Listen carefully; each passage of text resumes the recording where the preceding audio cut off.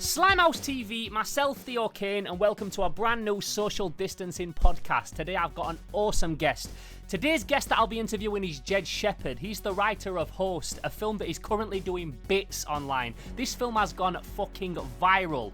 And I said viral, and I don't say that lightly. This is a film that's gone absolutely crazy. It's a movie that he filmed during lockdown, and it takes place over a Zoom call. It's one of the craziest, most innovative horrors to come out, not only this year, but in the last 10 years. It's fucking phenomenal. I've watched it twice. It's so cool. I can't wait to get into this interview with this guy and find out how he made this thing, how the fuck they coordinated this thing. I thought me and my team were good at coordinating stuff and making something from nothing, but these guys have absolutely blown me away with this movie.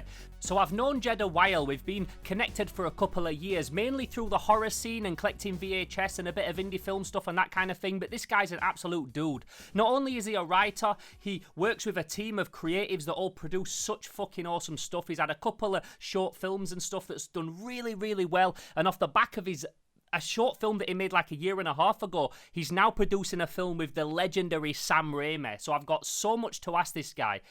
Not only is he a filmmaker, he also runs a really successful record label. He's got at least 2 fucking huge podcasts that have millions of views and listeners, whatever you want to call them. He's a don, and I can't wait to get into this interview because he's also one of the nicest guys you could ever speak to. So without further ado, let's get into it. Let's speak to Jed Shepherd, the co-writer of Host.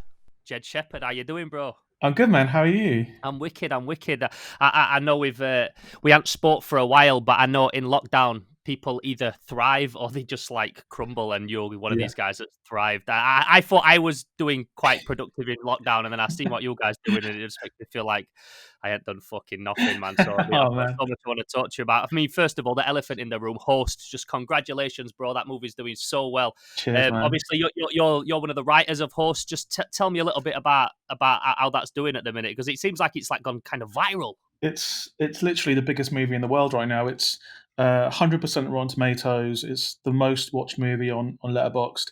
It's ridiculous for a film that is a very small film made with my mates, and you know how that is. And for very, very little money, like, we managed to kind of somehow break the internet, and it's the film that everyone's talking about. Every horror site is saying it's the scariest film of the decade. It's as important as the Blair Witch Project. It's gone like better than I could have even dreamed of. It's ridiculous, mate. It's absolutely ridiculous. Well, it's not only like a testament to you as filmmakers and a crew that do stuff, but also the fact that like this is a film that it kind of breaks the barriers now of what a film is and how a film can be created, and it's like no excuses not to make something dope these days. That's exactly it. I mean, we don't want to be the people to say, look what we did, why haven't you done it? We just made it because we were sick of like making sourdough and sick of doing like quizzes on Zoom. So we just, honestly, mate, it's it. Making them whipped coffees and that. I know. yeah. Those whipped coffees that look gross as well. We just like pivoted to like making a movie, and like somehow it's like the biggest thing ever, and like we still don't quite understand what's going on, but it's almost been exactly a month since it was released. Is that all it's been? Yeah, it's only been like 3.5 weeks. It's like not even a slow creeper. Like I saw, I know obviously because me and you are friends anyway. So I saw you posting, I've got this short film coming out, and I'm going to check that, and the next minute I'm on YouTube and it's coming up on YouTube adverts, and I'm like, oh, this is a man, I need to see this. Yeah, man, it's crazy because we only delivered it to Shudder 2 days before it dropped. It dropped on the 30th of July. We delivered it on the 28th of July, and that was 12 weeks from the moment I said to Rob, Zoom seance. I said that's what it's about, a Zoom seance, to the moment it dropped on Shudder. It was 12 weeks. And yeah, we didn't expect anything because Shudder is quite a specific niche streaming site. It's a horror film. It's made on Zoom. We're using our mates who had no money, and suddenly it's like flipping up there with like, it's talked about more than Tenet at the moment, which is crazy. Like, yeah, it is. I mean, so much I want to ask you about this film. But one of the things I really liked about it was the running time. Was that like a conscious decision, or is that just how it came out? Because I like shorts but I don't like a short that's too short. I like it. I know you'll be up on like the old studios, like the Neil Blomkamp stuff, Yeah, yeah, and yeah, he yeah, releases these incredible shorts, but they're like 40 minutes long, and I'm like, that's a yeah, nice length for a short. It's enough to get into it without feeling like you want to look at your phone halfway through. Like I think it's such yeah. a nice. Was that like I said? Was that a conscious decision? Yeah, because just how me and Rob like make films, a conception, where we just like think, what's the coolest thing we can think of at every moment. So we were like, wouldn't it be funny if it's all set on Zoom, so it cuts off from 40 minutes? That's like the length of a real Zoom call if you have the free package. So we thought it'd be really fun if it cut off in Yeah. 40 minutes because Haley didn't like upgrade it to Pro. So it's 56 minutes, but in the kind of film time, it's 40 minutes. But we were gonna do it real time 40 minutes, but we just had too much cool stuff to put in. So yeah, man, and the runtime's one of the main things that people have loved about it. They said finally, and like you get all these big horror websites like Dread Central and Bloody Disgust, and like just tweeting normalize like hour long movies, Mm. and that's the thing, man. Like my attention span is zero, so to see something short but like good in quality is quite rare. So yeah, I'm glad to be one of the first people to kind of champion it. Absolutely. But that being said, at the same time, I could have watched it for longer. There wasn't one part where it was boring. It draws Yeah. you in. For the entire thing. I've watched it twice now, Oh, and like cheers. it really just draws you in, like all the way through. I don't. There was never one point where I thought, oh, I want to check an email or anything. Like obviously you made it, so I'm studying it anyway because my friend made it. But like Yeah, yeah, yeah. I was watching it just with unbiased eyes or nothing like that. There was never a point where I thought I want to check my phone or anything because I think it's one of them. Like you didn't want to miss anything in the background. Yeah, Um, that's the thing. Like, and because like I'm obviously a massive like horror fan. I'm making this movie for me more than anyone else. Like I'm making it for me to watch. So I'm putting in all the stuff that I like and the stuff that Rob likes, and we're just horror geeks. So we're just having a laugh, like putting things in the background and just references to the other horror movies. And it is literally just what's the coolest horror movie we can make with our resources, with our friends.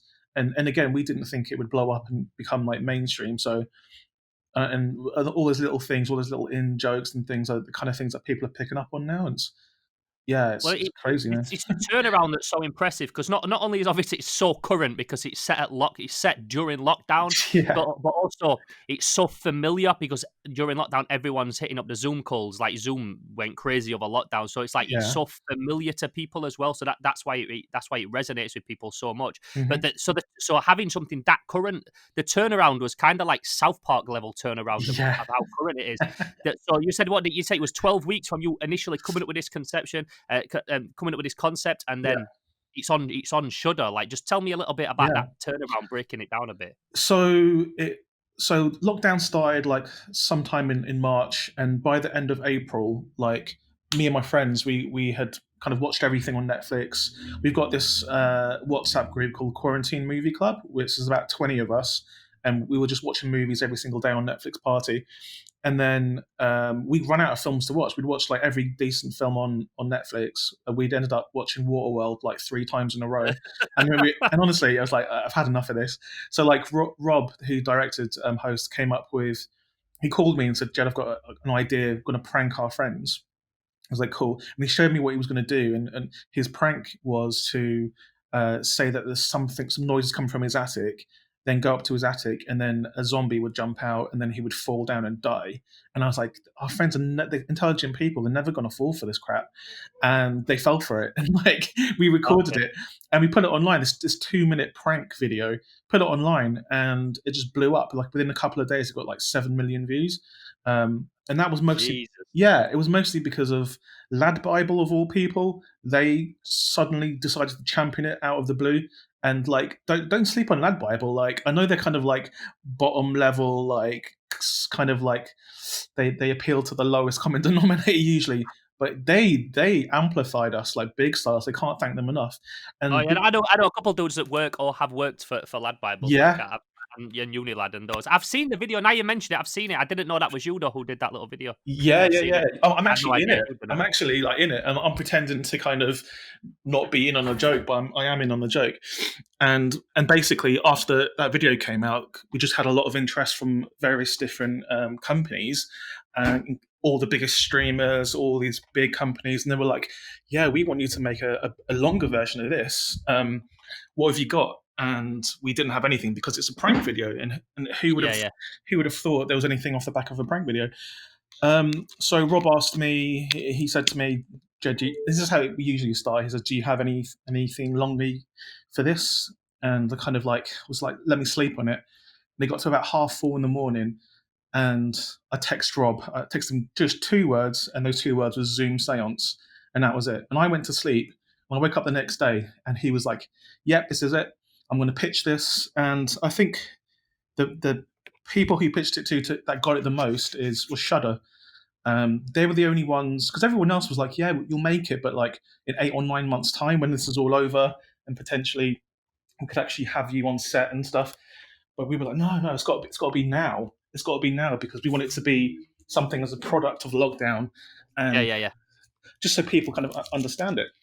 And I think if it came out later, then people would think it felt beggy, like, "Oh yeah, you're doing yeah, this now." Like, I think the fact it came out like in the midst of this shit, that's what made it so perfect. exactly. And we were very conscious that someone will probably do something similar if we weren't careful, if we didn't come out with it like sooner. So we Yeah, because basically, the actual concept of it is like you think, why has no one else done this? Like, yeah, I don't even mean the seance. I just mean like something that's set during a Zoom call. yeah, I've even had like little passing fleeting ideas before, like not a Zoom call, but like something that's like based around like a YouTube tutorial or something like that. nice. And then I'm like, oh yeah, people will have done it already, man. It's got to have been done. Do you know what I mean? And then That's the I think thing. yeah, you did it. It was a perfect time to do it. Yeah, that's the thing. Like we were like, this is going to happen. If it's not us, someone else is going to do it. So we basically got our mates back on Zoom and we're like, and we recorded every moment of like behind the scenes, like from the second we pitched it to Shudder, we started recording every meeting between our friends, between like this crew, everyone, just because we knew potentially like it would be interesting a bit later on because no one had done like a Zoom movie before.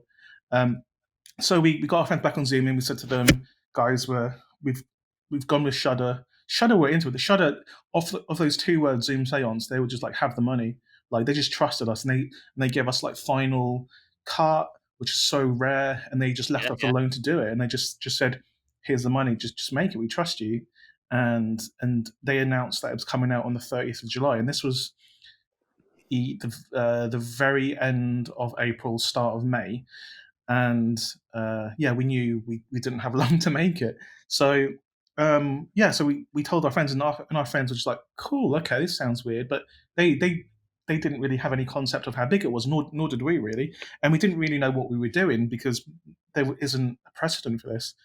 So yeah, so we had about 2 weeks to kind of write it, and then after we wrote it, there was about 2 weeks of shooting, and the rest was post. The rest was post up until the end, and pickups and ADR.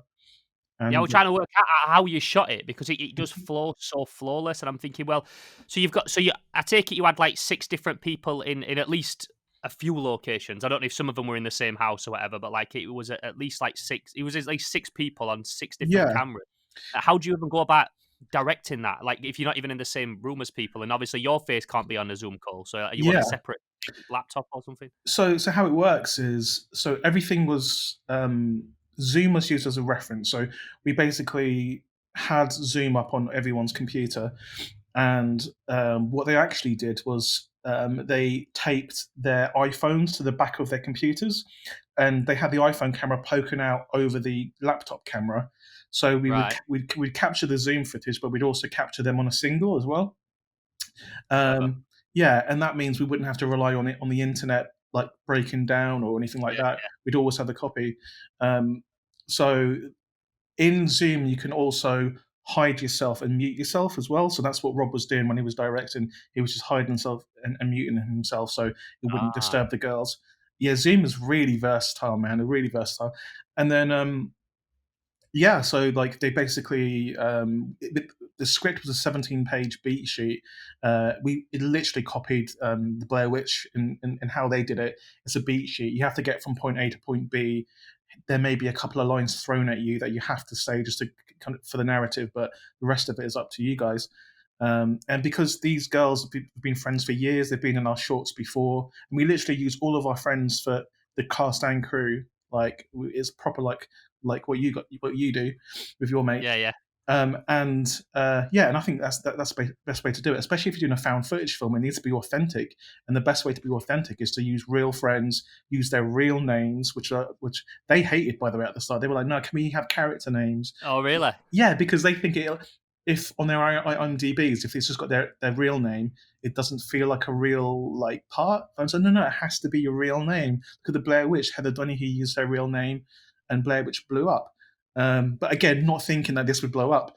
Yeah.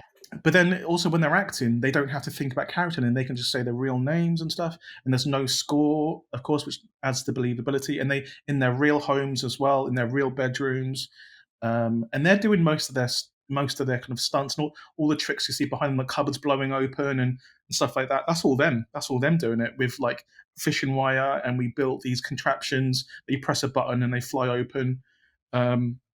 Yeah, I wanted to ask about all that shit later on. Yeah, too. It's so good. I didn't know if like, obviously I watch any film and I find it odd not to try and work out how things are done, especially if I'm watching something that's like that low budget and that raw and that done so quick. So when there's like these stuff where like all the cupboards blow open at the same time, I'm thinking, did they do all that separately then, chopping together? Is that all at one? Is it? How would they coordinate in effects and stuff? Yeah. We'll get into that. So, Okay. and just while you were on the subject, like, you can definitely feel the camaraderie between these girls. You genuinely feel like you're watching a bunch of lasses that all know each other, like whether they all went to uni and stuff. Because I know you've got like a one with an American accent, and then at first you're thinking, oh, are they in a different place? And then she turns up at a window and stuff, and then they all must like know each other. They're all a close friendship group, and you really feel that camaraderie. Yeah, I mean, we speak to each other every single day. Like we're in that same WhatsApp group talking about like the host reactions and like just everyday things every single day. And it's weird because like nothing's really changed in terms of that WhatsApp group. We're still just talking crap to each other. But every now and again we're just like, oh, holy crap, look how well host is doing. But yeah, it's mad. They're all actresses as well, though, aren't they? Like I had a look at some of the IMDb, so I'm thinking, are these just their friends, or have they done stuff? And they'd all done stuff, so they were nailing it. Do you know what I mean? They were genuine. That's what made it feel genuine. They're all actors. The Haley, Gemma, Caroline, Redina. We found them. Well, they were all from the Central School of Speech and Drama. And Haley, Redina, and Caroline was in Dawn of the Deaf, which we filmed 5 years ago. Gemma and Emma are from my film Multiplex, which hasn't come out yet. But yeah, and I found Emma at Comic-Con as well. I was doing a panel at Comic-Con, and she stood up at the end and she asked, "Hi, I'm an actor. How do I get into movies?" Just that's what she said. And from that moment, I put her in Multiplex, and then because she's part of the friendship group now, put her in host, and now she's blown up. Yeah, I can completely see why. Yes, yeah, man. It's still like a bit of a crazy waking dream, man. The whole thing, it's crazy. Yeah, no, it's dope. So just a little bit about these effects and timing, because I didn't expect it to be so effects heavy. I thought obviously, given the limitations, it's going to be one of them, like the less you see is what's going to make it scary. And it starts off like that. I don't want to give away spoilers. We can maybe get to a little spoiler bit later on where we can. Oh yeah. I've seen it, but there's so many like really cleverly coordinated effects. Yeah. Oh man, yeah. Just one of the first things we did was we spoke to our friend who's in the WhatsApp group as well, Steve Bray. He's our VFX supervisor, and he's done all the effects on all of our stuff before. I mean, this was quite a lot more intensive than he's used to, and he worked closely with the stunt guys who are also our friends from our WhatsApp group, and Lucky 13 Stunt Crew, that's what they're called. And yeah, before we started shooting, we just had a Zoom meeting with them, all filmed as well, and we were like, these are the kills, these are the stunts we want to do. Can we do it with this budget? And the answer was no. And then I was like, but you're still going to do it, right? And they were like, yeah. You just got to find a way. You just got to find a way. No, absolutely. Like I'm all about like just getting that shit done, regardless of what obstacles are in front of you, whatever's holding you back. You just got to get it done. And this is like such a raw example of that. There's people flying all over the place. You know what I mean? Yeah. Like, it gets to the point where I think it really kicks up a notch in like the last 10 minutes or something, and people are like really getting thrown all over. Things are getting flown all over. Fire. Yeah, fire stunts. Okay, let's get into just a bit of a spoiler territory. So if you've not seen the film, you want to know what's going, and you don't want to know what's happening, just pause the podcast now, just for a little bit. Just so you're not getting into spoiler territory. But yeah, like we genuinely see like a guy get like set on fire and stuff, and he Yeah. looks so realistic, and even to the point where like when you film fire on like a crappy camera and it Mhm. all kind of pixelates and it looks more like a glow than actual flames, like Yeah. it's so genuine. Like how did you do this stuff? How did you do it? We actually really set him on fire. One of the things we wanted to do after the initial prank video, me and Yeah. Rob we were like trying to chase the high of like having a viral hit. So we were gonna film ourselves being set on fire. That was the next thing we were gonna do, like a quick 20-second video of us talking and then being set on fire and then just put it online. But then when this film came along, we got the chance to make this film. We were like, okay, we'll just set one of the girls on fire. That'll be one of the things. But then we really can't set. We wouldn't be allowed to set the girls on fire. Our producer, who's our mate, Douglas Cox, was like, that's not happening. The stunt Yeah. supervisor was like, that's not happening. So we were like, oh well, okay. So we've got to introduce another person to the group who's outside of our friendship group. So Teddy was the only person that wasn't in our friendship group to start with, because we needed someone to set themselves on fire, because I was so keen on on the fire stunt. So yeah, he sent me and Rob his kind of show reel. We were like, oh my god, this guy's a really good actor, and he's like licensed to set himself on fire, which is perfect. But we also wanted the fire to creep up him as well, almost. Yeah, I think he sets his face and beard on fire. Like I know that he Yeah. didn't really do that. No. Yeah, no. His face is really on fire, legit on fire. Like he basically put gel on his face, and then you've got like a, I don't know, 30 seconds or something where Jesus. the fire doesn't burn you. Yeah, no, we wanted it real. We didn't want any CGI, like in terms of the fire. So yeah, his face is really on fire. If you That's look, the thing nowadays, though, with CG being so good, you can't appreciate that until you know it. Because I'm watching it, I'm like, well, it's obviously a CG thing that they've done. Do you know no, what I mean? no, To know he's actually set his face on fire is he's fuck, really man. set. And the thing is, we didn't tell Emma that was going to happen. So when you see Emma's reaction to Teddy being set on fire, that's her real reaction. Her tears and banging the computer, because I don't know what she thought, like the stunt went wrong or something. But Wow. we really set them on fire, and all of their deaths. We redacted it from the script, and we played it into them live. So we did all the stunts and the kills. We filmed that first, so we could play it into the girls live, so we would get their real reactions. So when you see Caroline die as well with her face being smashed up, they didn't know that was Yeah. coming. And they was like, Oh, okay. yeah, like, and just other scares as well. They didn't know they were coming, so you see their real reactions, and oh, it's great. Because it's not just such an impressive directorial example. Like the technical aspect of this film is crazy. That's the stuff that's way over my head when I'm watching it. Like I'm like, okay, I could figure out how we could like direct 6 people without the director being on camera. That I could work that out pretty easy. But Uh-huh. then how you're doing all this stuff that's happening in real time and making it all look like it's all taking place at the same time. Yeah. And trying to coordinate stunts, because I take it you couldn't be there with every single one of these actresses if it's like genuinely taking place in lockdown. I don't know how much lockdown you brought to get it done. Oh no, we didn't break anything in lockdown. Right. So because we did all the stunts first, it was still like really strict. So a lot of the time the girls had to do it themselves, or we had someone turn up at their house in hazmat suits, Wow. and basically To coordinate what they needed to do to get the shot. basically hazmat suits and social distancing and setting up the rigging, and we did a lot of things where you think it's the girl at the time, but it's actually, we've done a sneaky cut to like a stunt house, where we had a house that full of full of 6 stunt people, which doubled. It was so lucky, like unbelievably lucky, like beyond lucky. Wow. So like we could just use all of them for different things. So every time you see something dangerous, there's probably a sneaky cut beforehand to that house where we've doubled them up. Like Emma, like in that whole sequence when she goes into her kitchen and she sees that filter face floating, up until the time she's out of the window, that's Yeah. 5 different houses. Really? Yeah, so she goes into she goes down the stairs, goes into the kitchen. That's actually Yeah. Rob, the director's house. And Rob is doubling up for Emma, dressed like her, so you see her slippers and stuff. And then she runs out of the kitchen, and then that's a stunt house. And then it goes to this explosive guy we know's house to explode the light bulb. Then she runs up her steps, and then it goes to the stunt house again when she gets levitated, and then gets dropped. Then back in Emma's house, then into her bedroom, and then when she goes out of the window, that is another person's house as well. Just Um, trying to jigsaw that all together just sounds like such a mind fuck. And again, that like yeah, you won't appreciate that when you're watching it. You'll just think, yeah, they're just in someone's house, like yeah, one house. Like knowing you've had to like jigsaw together all these different locations just makes me yeah. appreciate this shit even more, bro. Doing whip pans and like getting VFX to kind of like stitch it together so it looks like legit, and like you can't see where the seams are like at all for anything. Um, but yeah, man, like You it's can't, you can't. It's flawless, crazy. bro. It's Hmm. flawless. The whole thing feels like they've just sat and done a 40-minute Zoom call. It Yeah, don't feel like there was any 2 weeks, any gaps in it or anything like that. exactly.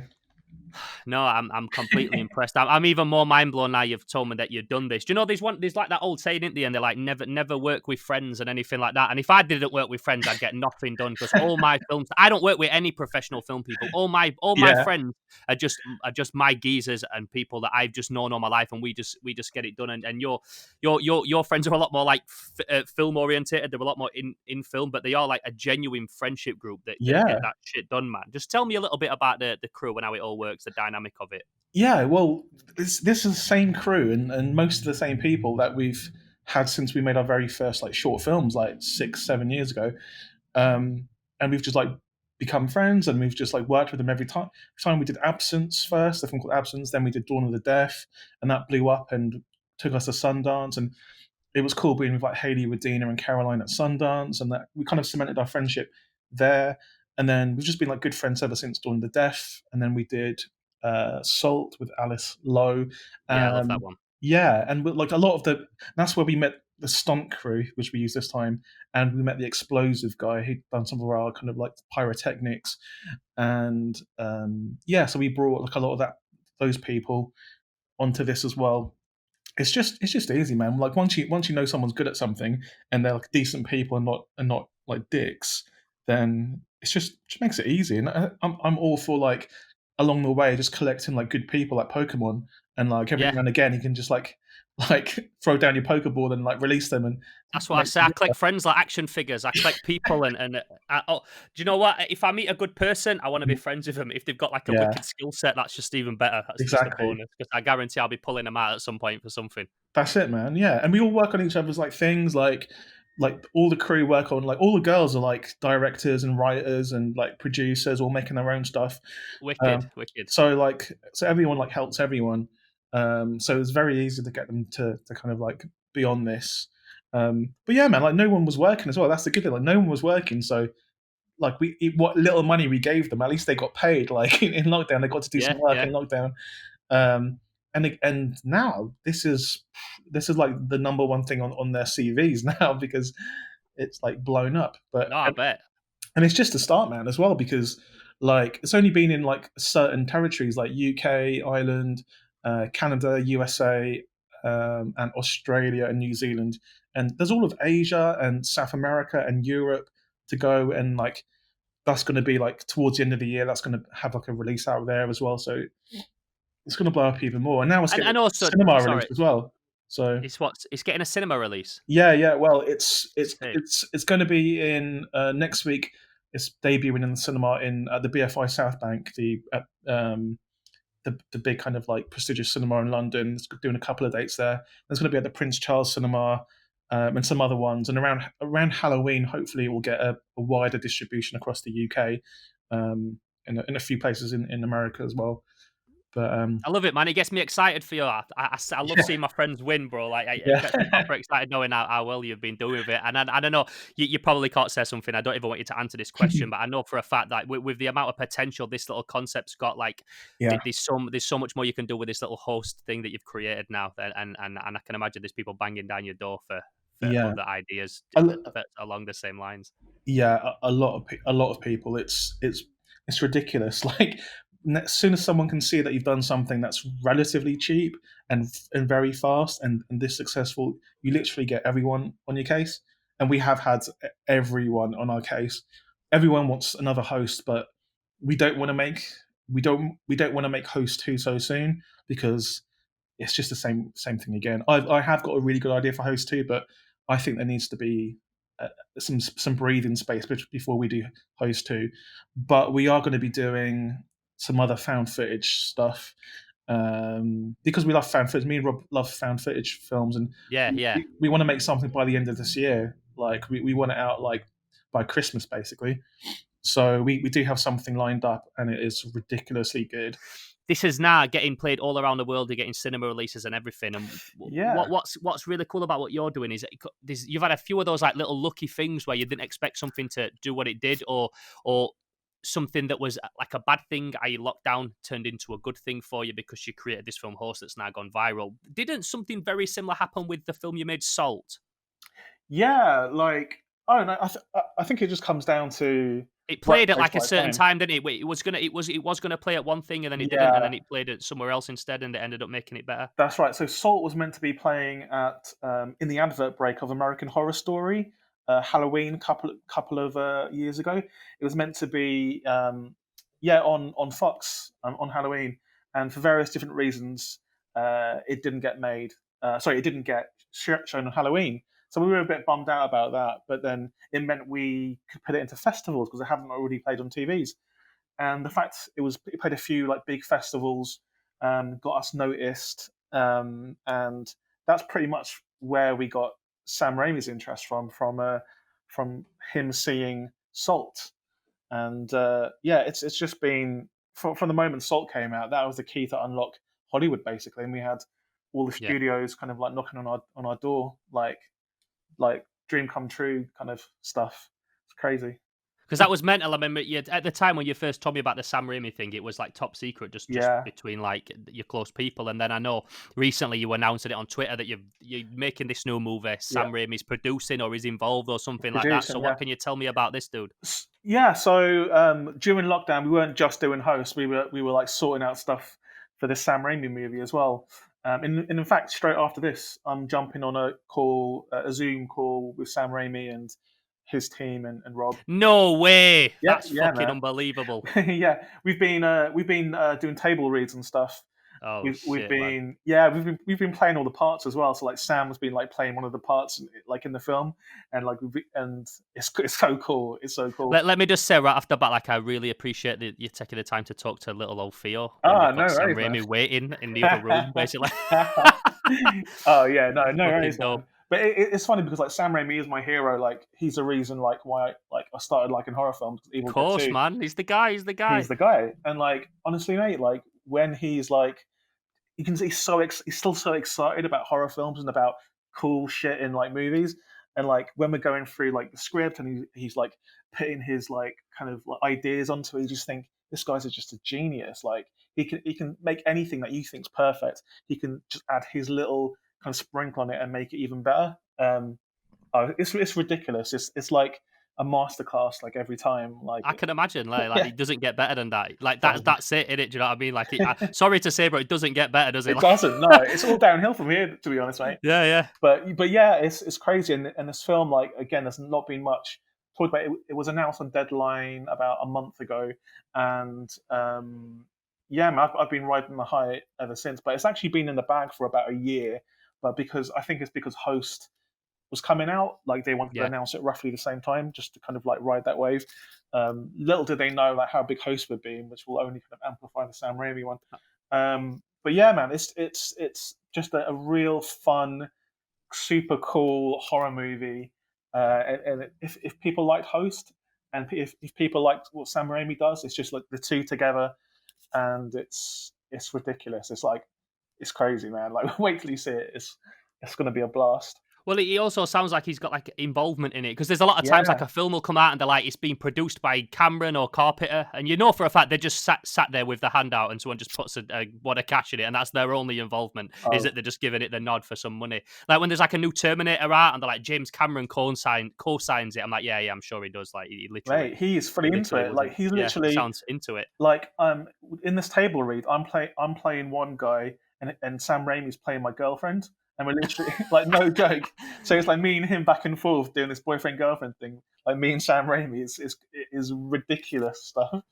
Um, but yeah, no, he's fully involved, and he the way he kind of does things is so clever as well. Like he really like makes you he kind of puts you in the spot of an audience member because he's like, okay, so what are the audience thinking here, and it just makes you think, Yeah. yeah, because in the end, it's the audience that matters. It doesn't matter like what you think. If you're in a cinema and you create a moment that makes like someone in the audience go "fuck yeah," then you've done your job. And I'm all about that moment, all those kind of moments, because like Evil Dead 2, Army of Darkness, Evil Dead, Dark Man, Drag Me to Hell. It's full of those moments where you just stand up in the cinema and just go, "Fuck yeah, that's so fucking cool." Yeah. So he just kind of reminds you every now and again like who this is for, and it just like sprinkles his genius in it. Like, And do you know why them moments are so important as well? Because like most things in life that are rewarding or feel good or stimulate our senses in whatever way, you can have them. You can do it over and over again. You can do them over and over again. I think when you watch a movie and you first see the twist or you first see the reveal or the jump scare, you never get that moment ever again. Yeah, I'm big into like the Marvel movies and stuff like that. And as much as like I can watch Endgame now, the last one they made. I can watch that, and as much as I'll enjoy it, I'll never enjoy it as much as the first time I saw it, when all the portals open and you're like, fuck! You're never going to get that ever again. That's why I hate when people watch movies sat on the phone or whatever, and I'm like, don't you realise that they could be, they probably just don't love it as much as me, but when I'm glued to this shit, and when I'm at cinema, like, that's me in my element. Yeah, You never know when you're going to get hit with something, and you'll never have that moment, that feeling ever again. It is truly a once-in-a-lifetime thing. The first time you watch Usual Suspects and you get hit with that twist at the end where you're like, fuck! Every time you watch it now, you're watching it through someone else's eyes, watching them watch it. Like, 100% The Mist, the Mist at the end, when you first see that, the ending of The Mist, fucking horrible. But anytime I watch it, I'm waiting for it. I like, it's one of them you like to watch it with someone, because you just watch their reaction.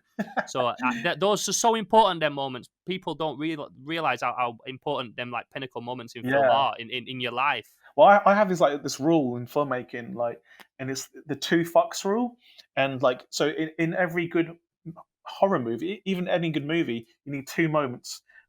One is a fuck yeah moment where the audience says "fuck yeah," and the other one is "oh fuck," an "oh fuck" moment where like something happens and you're like, "oh fuck." You need those 2 things in a movie, and then you kind of got the audience like in your grasp, I think. What's your favourite fuck yeah moment? What's your favourite fuck yeah? I just thought of one straight off the top of my head, didn't it? I'll tell you mine first, and you can tell me yours. So, like, you just mentioned Endgame. The fuck yeah moment is when Captain America picks up Thor's hammer, and you just think, "Fuck yeah!" Absolutely, like, it's such a big moment, and like, again, you can only really watch that once to get that reaction. But I knew it was coming as well. I knew it was eventually going to come, but when it happened, you're just like, "Fuck yeah!" Yeah, those films are perfect for just giving you exactly what you want. Do you know what I mean? And people are knocking for it like, "Oh, they're exactly what you expect." It's like, yeah, I don't want them to do anything outside the box. I don't mind the odd little bit to build up that throws you off. Because ideally, we would have liked. It's Infinity War. We would have liked that moment in Infinity War, because and then it ends and you feel a bit cheated, like, oh shit, man, we didn't even get to see all the boys together, all the crew together, and then in the Endgame they just fucking take it to the next level and there's 1,000 people together. When you was on about fuck yeah moments, then like one of mine that instantly come to me was in Rambo, when he runs out of the prison. He gets out of not the prison, he gets out of the jail in First Blood, and he runs out and he goes da, da, da, da, da, and he jumps on the bike. You're like, fuck yeah, go on Rambo. That's one of those moments of a fuck yeah moment. I'm gonna take that rule with me from now on. I think subliminally I've always had that anyway, because I love them moments where you're like, oh shit, he's perilous, and then a fuck yeah, bro. I love that, the 2 fuck rule. The 2 fuck rule, man. It's spread it around. Because I know you're a massive horror fan anyway, aren't you? Like that's one of the reasons we even got talking in the first place. I think. You're well into like your old 80s horror and shit. I remember you telling me stories about hanging out with the chicks from Night of the Comet in LA and stuff. Like those are those moments that you'll treasure forever, man. Just tell me a bit about where your love of horror comes from. Yeah, it's literally just from like, I think the first ever like proper horror film I watched, if you don't count like Gremlins or something like that. It's like one of my friend's older brothers. Like he was like take this VHS tape, like don't tell anyone. And I'm like, shit, what is this? Open it up, Evil Dead 2, and I'm like, oh shit, this sounds like I shouldn't have this. So like I had to like wait till my parents were asleep, because I didn't have a video like player in my room at the time. So it was like 11 p.m. Stuck it in really quietly, because my video made loads of noise at that time, like all these mechanics. Put it in, and I was like, and I started watching, and I was like, oh my god, someone's made a movie just for me. Like it feels like it's a perfect mix of like comedy and horror together, and it's like this is perfect, because I think comedy and horror are like the 2 hardest things to do. So to have it together is a real ambitious thing, and again, like Sam Raimi just like absolutely smashed it, changed the game, and like horror films were never the same again. No one could do it like Evil Dead 2. Like, Yeah, it's so goofy and corny, but it also is so fucking crazy, and yeah, it's so hard to marinate those two and make them work. And so many people try and fail, and it comes off as beggy or stupid or annoying. it's true. There's nothing worse than like if I'm watching a film that I'm expecting to be like pretty serious, and then they hit you with some daft shit, and I'm like, oh It's fucking really hell, how you hard. were roping me in. I hate it. Yeah, Yeah, it to is get that hard to get those balance. two right. But it's basically I've been like trying to chase the high of watching Evil Dead 2 for the first time ever since. So I collect like horror VHS, and I'm forever. Even like this morning, I was out in Deptford Market in London scouting like VHS tapes, trying to find like horror ones. Every now and again, I find a cool little gem. But yeah, I'm always trying to find VHS horror films for two reasons. One, because they're entertaining, but the second reason is because those films have so many good ideas, and there's a lot of horror films that no one's ever seen, and they Of have really course. good ideas in it. And I'm thinking, oh, I could maybe like use some of those ideas in like future horror films, and potentially if there's a kind of nugget of a cool idea, I can kind of like twist it for like a 21st century kind of mentality. So like a lot of like, I mean, people will probably only have seen Host so far, but a lot of my ideas come from like old school like movies. Like with Salt, one of the main reasons why I wanted to use Salt Circle is there's this 1987 movie called Spellbinder, which like Yeah. is about a witch, and there's this one bit where they're in a house and all these witches are coming for them, and they do a salt circle around the house, and I'm like, that is so cool because like everyone's got that in their kitchen. You can protect yourself against evil with something that your mum buys in Sainsbury's. And That's it. I just thought that is cool. That you don't need a magic book, you don't need a gun. All you need is salt. So that's always stayed with me. Um, I remember that in Hocus Pocus as well. You know the Hocus film with Pocus, Bette yeah, Midler yeah, and shit. They yeah. used that. Yeah, They that's do got a it dope too. zombie in that. Yeah. Yeah. So yeah, I'm always like looking at like old like films, especially VHS, to kind of like find like good ideas. Um, but yeah, man, and it's the thing I love the most. And if you all the big directors out there, they all started with horror films, like James Cameron, Steven Spielberg, um, Christopher Nolan. Even like his first film was kind of like horror adjacent. Um, and yeah, because like horror is, I feel, what everyone wants to do because it's the best way to get a reaction out of the audience. You Yeah, don't, it's a good way to connect with them, isn't it? It's yeah, definitely a good way to connect. And watching that film through an audience, I think like it must be wicked for a director to be able to sit and like watch their scares through an audience yeah, and man. see where they paid off. Next week at the BFI when they're showing Host, I've got like a back row seat. I'm just gonna like watch everyone react to it. I can't wait. It's gonna No, be I bet you can't. What's the deal with that? Is that like actually in a cinema? It's not done over the internet or anything, no, it's just or the internet or anything now. it's Just back in a cinemas are cinema. open. Yeah, it's in a cinema. Wicked. The on the South Bank in London, there's like the BFI National Film Theatre type thing. It's like massive kind of thing, and they're the guys that put on the London Film Festival as well. And yeah, they just asked us as part of their reopening to show Host a couple of times. Um, so yeah, that's the first time it's going to be shown, and then it's at the Prince Charles Cinema in October as well, and then but it's going to be in a bunch of cinemas and hopefully around the country. Uh, one particular chain of cinemas, which is nationwide, are hopefully picking it up as well, so it really will get like a wide release. And yeah, man, like even though people think that watching it on your laptop is probably the best way to watch it, I'm just a big fan of the cinema, and in the cinema you'll be able to see the little kind of like Easter eggs and stuff we put in the backgrounds, and yeah, it's going to be so cool, man. Cinema's the best, man. Cinema's my vibe because Yeah, you're a busy guy. You're like me. yeah, You're always on shit. You're always yeah, on stuff. Cinema is like one of the few times I can just literally sit with nothing else on my mind. yeah, I'm not doing any. I'm not watching a film and drawing or working on a commission at the same time. You're yeah, literally just in the vibe of a movie, and it's like that's my world. I love being in there, especially these new cinemas now with big fucking comfy seats and shit. yeah, Like yeah. we've got reclining chairs at the Odeon Lux in Sheffield. Like, I love that Oh shit. man, yeah, So yeah, no, I hope this. I want to keep that cinema vibe going. I know there's been like obviously because of COVID and stuff, a lot of films they've started to like release on home video. You've got these like Disney Plus and stuff releasing big movies straight to your stream, and I love that. Don't get me wrong, I love yeah, it, but I yeah. don't want it to be just that. Well, I love to watch Mandalorian at home, but I would yeah. happily watch all those episodes back to back in a Oh cinema yeah, instead. definitely, If you had man. the option, I'd rather watch them in a cinema. But also, like Bill and Ted is out in the cinema in America and VOD at the same time. But Yeah, here yeah. it's not out till like mid-September or It's something. annoying. I want to see that shit so bad. Like, I Yeah, love that. I love Bill and Ted, and so then there's going to be the option now. Is it's like, okay, so I'd rather watch it in a cinema, but if it comes video on demand tomorrow, obviously I want to see it straight away. you If can it got watch it. leaked and it was online, I Yeah, wouldn't. I yeah, remember yeah. because like I'm the biggest Stallone fan, and Expendables 3 leaked like 2 weeks before, I did and I it. held off and I watched it in a cinema to support that. Yeah, yeah, But yeah, yeah, so I wouldn't watch it if it leaked. But if it's like you can genuinely just buy it at home, it's like it's going to be hard not to yeah. avoid I checked spoilers it and stuff. today. Like, you can actually buy. You have to use a VPN, but you can watch it on Yeah, I've Amazon got that. for like 20 quid or something. I'm very tempted to watch it. I don't know if I can wait a month, man, because I feel like there'll be spoilers. So Yeah, that's it. That's it. And you know, there'll be some cool shit thrown in there that's like just for the fans that's going to get revealed before yeah, turned into a fucking GIF or something. I yeah, remember like just back to Endgame, and I walk into Endgame with earphones in, not listening to any conversations because brilliant. I'll end up fighting if I walk past and someone said something. Oh, when he picked up Thor's hammer, I'd be like, you what? I'd get Yeah, so mad. Like I'll fight for film me. that's why I But watched it at midnight. I was at the first midnight screening because I didn't want to yeah. like wait till the next morning because people would already be talking about it on Twitter. So I'm like, no, I'm there at midnight. I'm there Yeah, no, you got to do it the first showing the first right show. there. But I know you're so busy because you do podcasts. I remember I'm not Yeah, sure if man. you still do this, but Yeah, when we first started speaking, you had like the biggest Alan Partridge podcast. yeah, man. Like, we've just hit 2 million downloads now. Anything you do not hit a million. I don't know, man. It's You I, must I you must put the take a mic. selfie and get a million likes now. Yeah, Oh man, my you got Twitter is blowing up, to be honest. yeah. But like, it's yeah, I don't know, man. I think it's because I just like everything I do. Like, I put a lot of love into it, and Mm. like it's always quite quirky. But yeah, like, I don't know. Like, recently, like, this is what I think. You know, in like Life on Mars, like he's in a coma the whole time.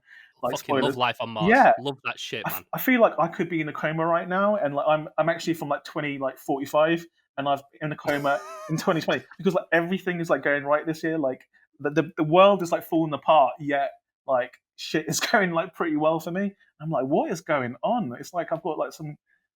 I don't know. Did I like meet a genie and I'm on my last wish or something? No, I think, bro. Do you know what? No, I love about you, bro, as well. You're so humble with it. I've known people just like through hip hop and music and stuff. They have like Yeah, one track or one battle that blows up, and they completely fucking change, man.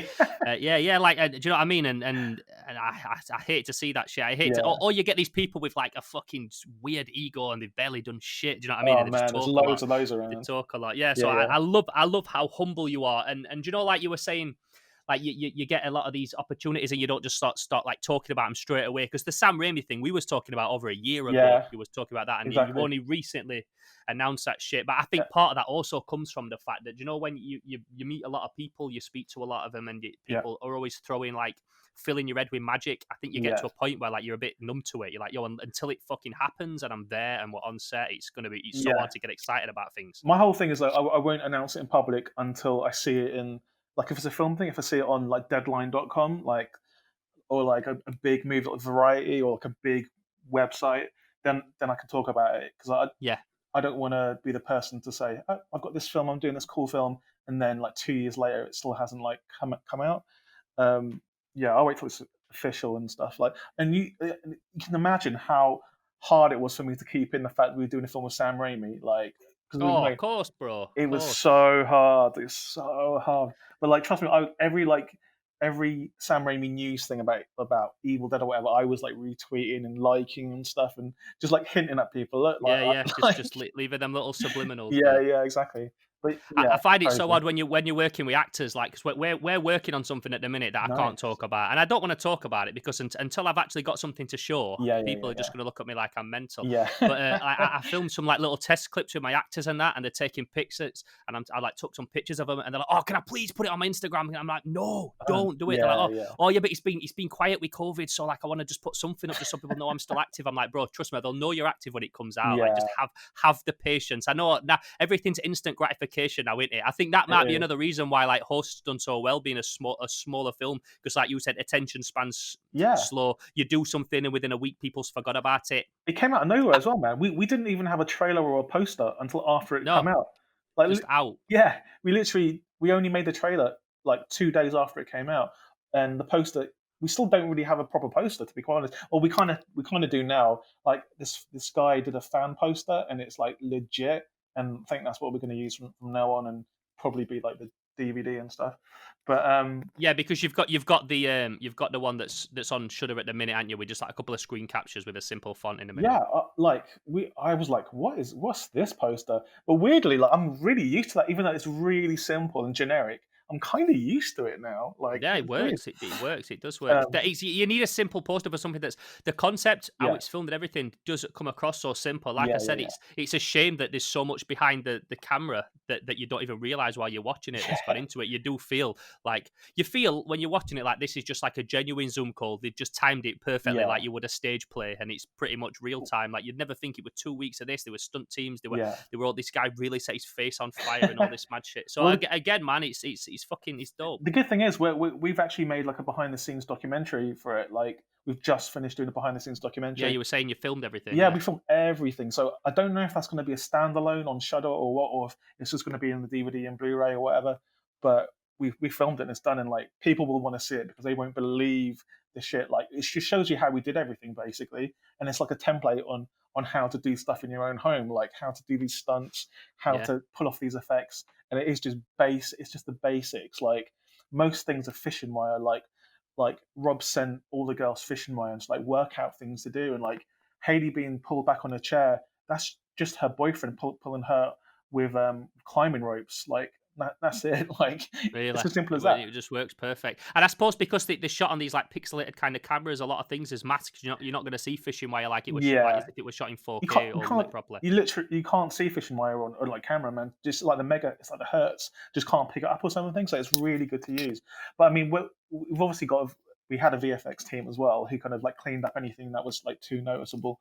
Um, but yeah, man, it's just I'm still like, and the thing is like, there's still loads more to come from it. Like because I said like the other territories are going to be out. It's going to be in like in physical form in various different places. And again, like we haven't announced a date for when that's going to be, but like it'll be sometime quite soon.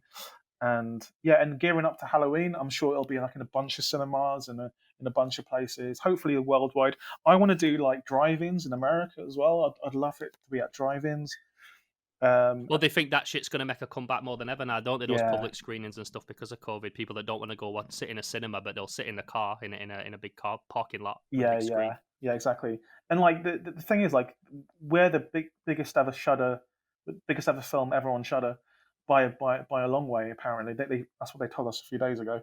So And it, that's an accomplishment in itself. yeah, man. But If that's all it was, if that's all that you got from it was like it was just on Shudder and that you had to stay there and that was the accomplishment, even that on its own is so fucking good. that yeah, even that would be cool. But yeah, like I don't even know. Like every day I wake up and something else has happened that's cool. Like in my emails, I'm just like, wow.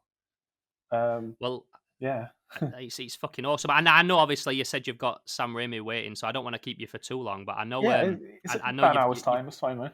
yeah you've got this new film that's set in a prison. It's just been Yeah. announced. You want to tell me a little bit about that? Yeah. So that was announced 2 days ago, and like I just love prison movies. There's a Rennie Harlin film from the '80s, starring Viggo Mortensen called Prison, which is that's the film that got him the Nightmare on Elm Street Part 4, Part 4, yeah, Part 4 job. Because it's just crazy. It's like a supernatural prison movie, and I'm just like, wow, like why don't people make these movies anymore? So like I'm obsessed with that movie, and I played it to Rob, and like he absolutely loves it as well. And then we were like, cool, we need to do like a prison movie. And the best prison movies are obviously prison escape movies. So I can Yeah, tell yeah. you, it's a prison escape movie in a women's prison, and there's just tons of supernatural shit going on. So if you can think Host, but it's not found footage, but it's like Host in a prison, in a women's prison with supernatural things going on all over the place. We've got a higher budget studio canal. Um, it's going to be so legit. It's going to be like It ridiculous. sounds wicked. And what's awesome about a prison is that any threat that's inside the prison, like you're generally trapped in a cell with it, or at least inside a fucking prison with it. It's not like you can Exactly. just run away. You're not watching like you could be watching Host and think, well, if it were me, I'd just run out of my house and just run away. Do you know what I mean? Kind of thing. At least in a prison, there's none of that shit. Do you know what I mean? Exactly right. You're in lock. You're You're exactly locked right. down. Yeah. Because in Host, like the reason why they couldn't go outside because you see Regina trying to run outside and she gets pulled back. But Yeah. also, Yeah.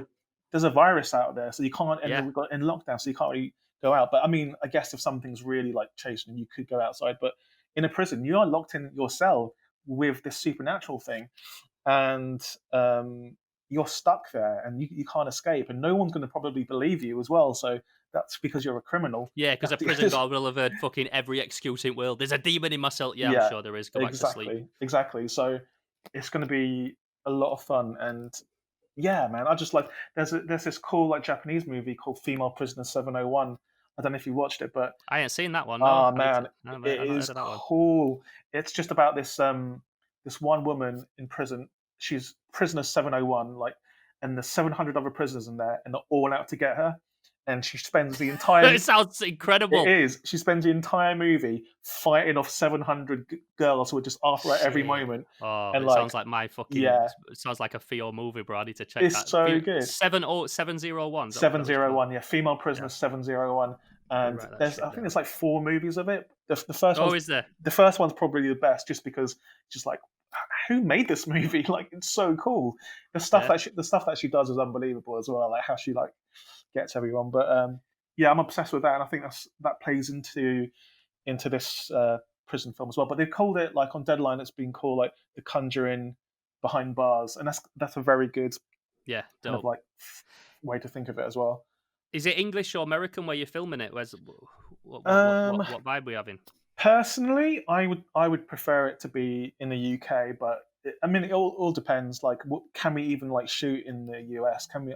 We don't Prisons know. are so different in it. That's why I say it, Yeah, because like an English prison to an American prison is a completely different dynamic. yeah, definitely. Personally, I would prefer it in the UK just because I quite like the vibe. But if it's US, then we probably actually can do some things a little bit better because they have cooler prisons there. Like, They have guns and stuff. yeah, Yeah, it's a completely exactly. different thing. There's like mad like race related gangs and all this shit in America that Yeah, we don't have in England. It's like exactly. it's a completely different vibe. But I must say I can't remember the last time I saw a female British prison movie. Do you know what I mean? You think of a prison film, Britain, loads. Do you know what I mean? There's Yeah, loads, but a female one. I can't remember when I last saw one of those. I don't think Maybe there I'm has gonna been. kick myself after, but yeah, I don't remember seeing I anything like can't that. think of Apart one. from Bad Girls on Channel 4 back in the Yeah, day. Do you know what I mean? Like Body Bag and that. Like I don't remember seeing anything that's movie driven. So that might be a really nice thing to see. someone said that Conjuring meets Bad Girls. I'm like, nah, Yeah. it's not Bad Girls. Like, Bad, No. Bad Girls is kind of lame. Like, but yeah, like it's crazy. And again, that's been lined up for a while as well. And we've actually got a couple more that's been lined up for a while, which haven't been announced yet. And everyone thinks it's because of hosts that all of these things are happening. It's not. We've had them in the bag for a long time. No, you had them ages ago. Yeah, You were telling me about this stuff. but there are things that have happened because of hosts, but I don't know when they're going to be announced as well. But there's a lot of things going on, man. And like it just happens just because if you make something that everyone likes, like, I think Salt was probably, maybe Dawn of the Deaf was the kid because that got us a Sundance, which got Yeah. us Salt, which got us everything else.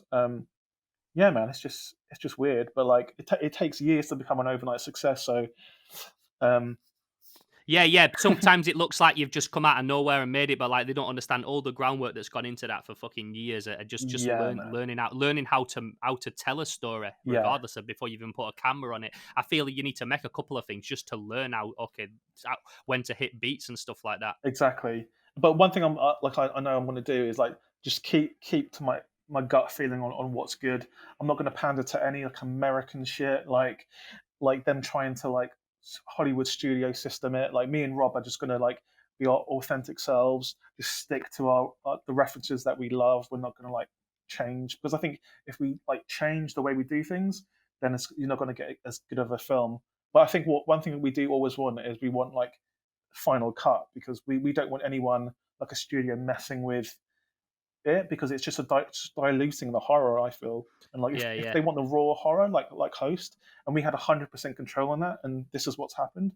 Like you just need to give us that for every film, and we'll deliver every single time. Like, Well, I think again, like the Hollywood way of doing things is it's not dead or obsolete, but it's just a different option now compared to what can be done with all these streaming services and stuff like that. And you've yeah, got people like Netflix doing exclusives and things that are doing things that's like off the wall, and you wouldn't necessarily get in a cinema. And again, yeah, Host is a prime example of that because they just let you do what you wanted to do. You put it out and it's gone viral. There were no like Hollywood hands on it. So no, there's always going to be those Hollywood movies. I'll always enjoy watching them, but it's just nice to know that in this day and age there is different ways of doing things that can be successful and just yeah, as man. big. And like one of the things I think that helped it is how instrumental the cast and crew being on Twitter talking to like the fans have been to amplify the movie, because we didn't really have a marketing budget. Every time you see us in a newspaper or on a podcast, or I've done a bunch of television recently. I was on the ITV Yeah, News and yeah. BBC Breakfast, man, talking about horror films at like Crazy. 7:30 in the morning. It is mental. And like, but all of those we got ourselves. That wasn't through some PR company. You hit them up. Yeah.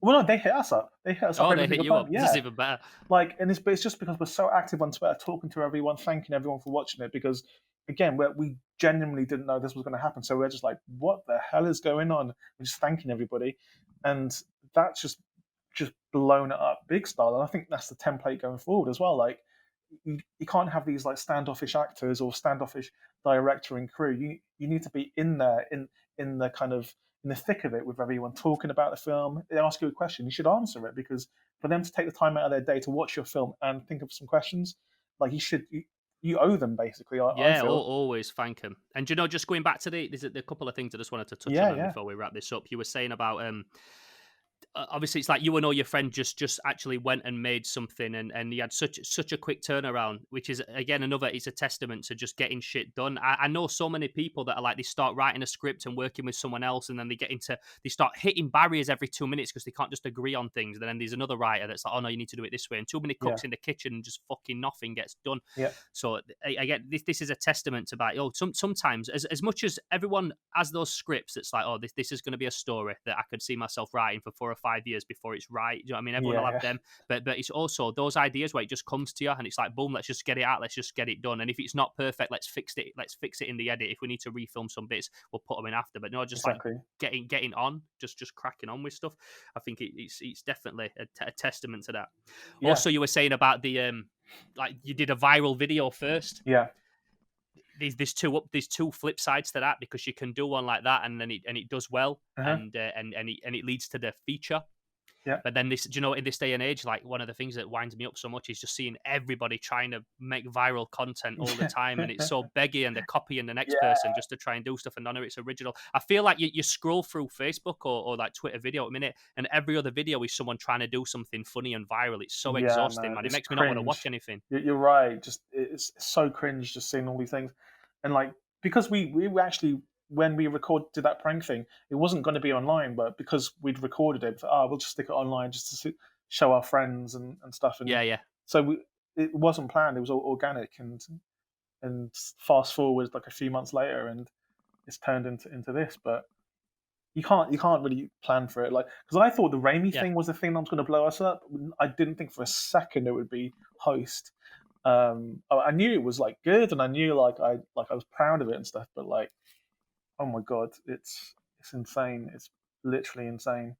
Well, I can't wait to see where you go from here, bro. Like I say, I Yeah, love man. seeing you win, man. You're like such. I know we don't get up all the time, but when we do, like, I really enjoy chatting to you. You're so fucking humble. You're Oh such a man, nice guy. come You down deserve it. to London soon, man. Let's hang out. I'd love to, man. I'd love Yeah, to. Let's do something. If you need me on anything, you know yeah, I'm man. there, bro. Like I love what you guys have got going on, and it Cheers. inspires me seeing what you're doing. It inspires me. I'm a 100% inspired guy. I'm always 101% more inspired after I've spoken to you, bro. So Oh, like, cheers, man. That's really kind. I really like what you're doing. But yeah, I'll let you get off, bro. But I really appreciate you taking the time to talk to us today. People can check out Host right now on Shudder. You literally you just get on Amazon, don't you? Type Yeah, in the film Host, and it's like an attachment that you can do a free trial, or if free you've trial already it. done it, it's like a few quid extra a month, and then you get access to all these dope horror movies as well. Yeah. So yeah, man, I really appreciate you joining me today. Anytime, man. Anytime. So how was that? How fucking awesome was that? Jed Shepherd, everybody.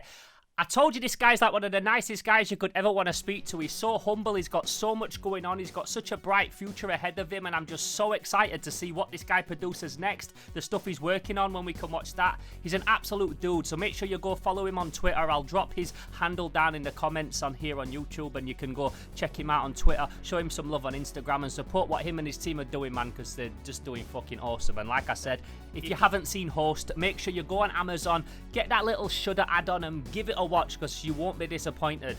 Watch it with someone that don't like scary things. That's always my favourite way to watch a horror film. I don't really get scared watching horror films. That's not what scares me. There's things that scare me in life, but they're not horror films. So I like to watch horror films with people that don't fucking like them and see their reaction to the jump scares and shit. And this is definitely one of them that's gonna fuck with people. So make sure you go check that out. Make sure you support it. And thanks so much for checking out the Slimehouse Social Distancing Podcast with myself, Theo Kane. Make sure you're following me on Instagram. I'll also drop my handle in the comments like I do on all the stuff.